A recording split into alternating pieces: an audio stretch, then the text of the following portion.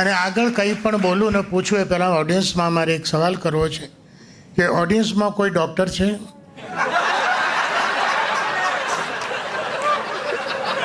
મારી ઇન્જરી સાથે એને કોઈ લેવા દેવા નથી. Just for my knowledge I am asking, is there anybody doctor here? અચ્છા, ડૉક્ટરનું નામ શું છે મારે જાણવું નથી. શેના ડૉક્ટર છે એ બી જાણવું નથી.